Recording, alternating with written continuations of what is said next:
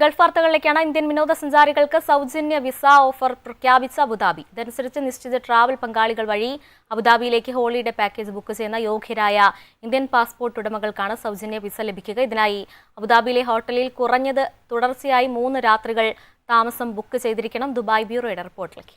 Abu Dhabi സാംസ്കാരിക വിനോദസഞ്ചാര വകുപ്പാണ് സൗജന്യ വിസ പ്രഖ്യാപനം നടത്തിയത്.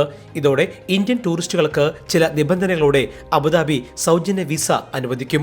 ഓഗസ്റ്റ് മുതൽ ഒക്ടോബർ 31 വരെയാണ് ഈ ഓഫർ ലഭ്യമാക്കുക. ഇന്ത്യയിൽ നിന്ന് യാത്ര പുറപ്പെടുന്ന ഇന്ത്യൻ പാസ്പോർട്ട് ഉടമകൾക്കാണ് ഈ ആനുകൂല്യം. തിരഞ്ഞെടുത്ത ട്രാവൽ പങ്കാളികൾ വഴി അബുദാബിയിലേക്ക് ഹോളിഡേ പാക്കേജ് ബുക്ക് ചെയ്യുന്ന യോഗ്യരായ ഇന്ത്യൻ പാസ്പോർട്ട് ഉടമകൾക്കാണ് ഈ വിസ സൗജന്യമായി ലഭിക്കുക. ആദ്യഘട്ടത്തിൽ 20,000 പേർക്കാണ് വിസ ഓഫർ നൽകുക.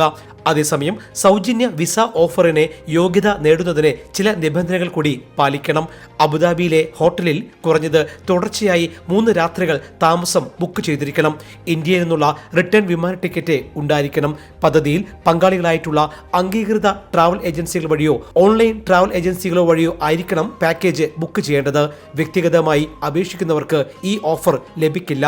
അംഗീകൃത ട്രാവൽ പങ്കാളികൾ വഴി ബുക്ക് ചെയ്യുന്ന പാക്കേജുകൾക്ക് മാത്രമാണ് ഈ ഓഫർ. ഇതോടെ ഇന്ത്യക്കാരുടെ വിസ തുക പൂർണ്ണമായും അബുദാബി സാംസ്കാരിക വിനോദസഞ്ചാര വകുപ്പ് വഹിക്കും.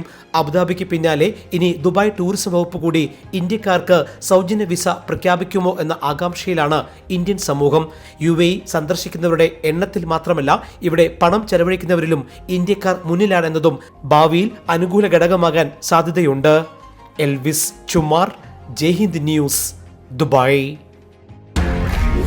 One anchor every week, 20 years, 1,000 episodes on one TV channel. Middle East This Week, an Elvis Chumar TV show. Exclusively on Jayhind TV. Stay tuned for the 1,000 countdown.